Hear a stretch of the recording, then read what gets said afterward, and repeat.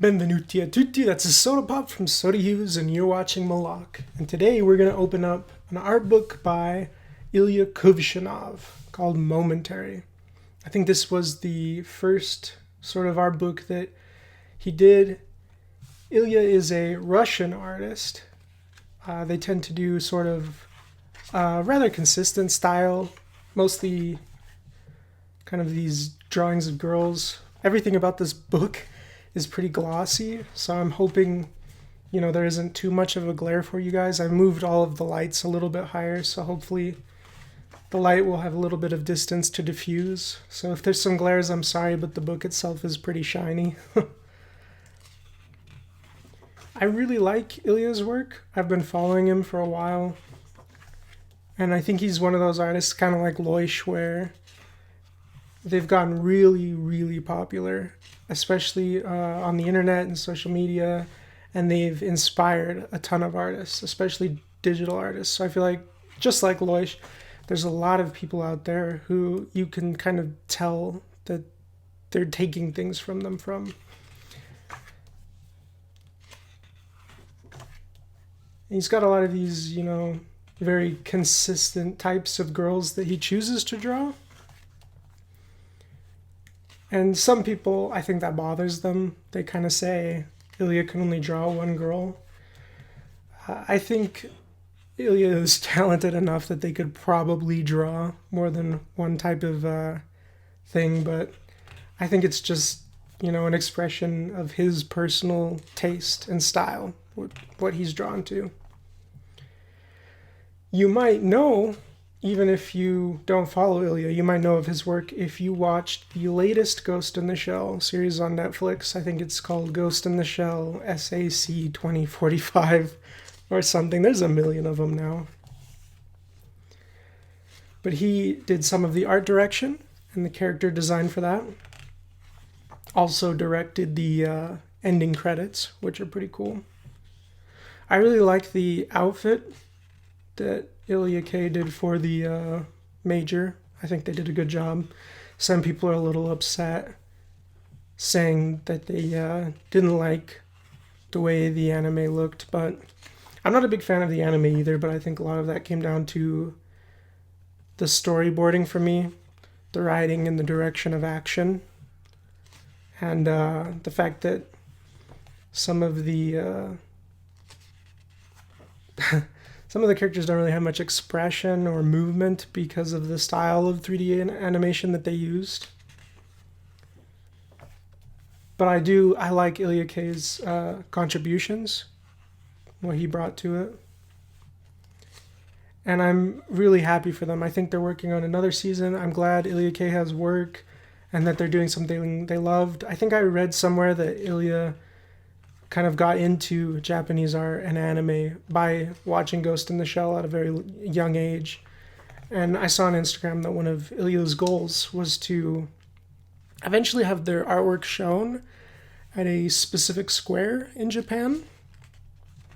And because they did the art for Ghost in the Shell, those posters ended up going all over that square in Japan, and he was, showing photos of his art up there, which is just really cool. And I'm happy for them, they achieved their dream. And I think they're a talented artist and they put a lot of work in, so I'm happy for them.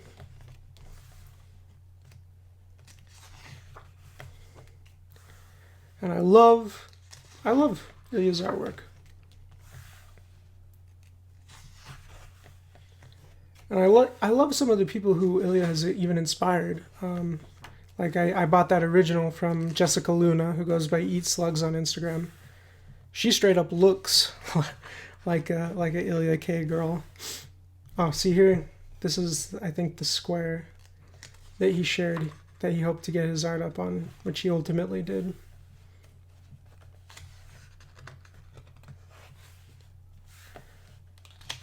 If I'm being 100% honest, I think I would have preferred the anime, even with some of the same ridiculous writing, because sometimes there is really ridiculous things in Ghost in the Shell. I think I would have preferred it if they had just had the animation studio do a 2D animation using Ilya K's style. I think there is a way to do 3D animation well, but I think it's easy to fall into a trap of static and less expressionful moments and characters with 3D animation. And when you watch some of the moments from the original 90s anime film, they're absolutely gorgeous. Some people are a little upset because they feel like Ilya made the major too pretty. But I've also been seeing things which are true, that in the original manga, the major was actually very different from the 90s film, which is true. The manga is completely different. I can appreciate both, but I think I love the anime so much, how, gritty it is, and just the aesthetic and the motion in some of the fight scenes is incredible. And some of the just strength you see in the major is pretty cool in the old 90s anime.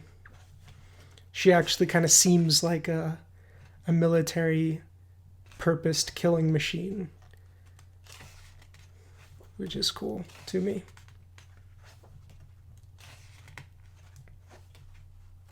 But yeah, this is a soft cover book. I love these ones. I love the vibrance of color, even printed. It's hard to make colors look that bright sometimes when they're printed.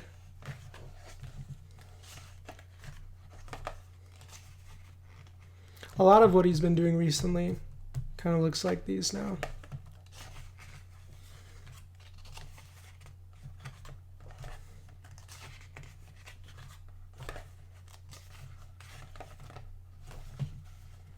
Very lovely.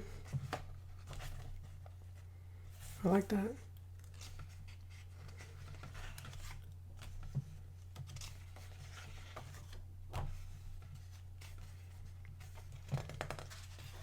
Yeah, although it is a soft cover, it's a very affordable book.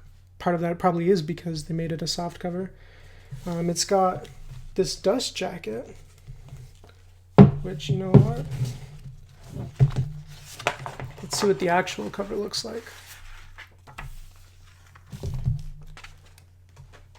Oh, that's kind of cool. And the square again. It's got some cool line work. Yeah, that's it without the dust jacket.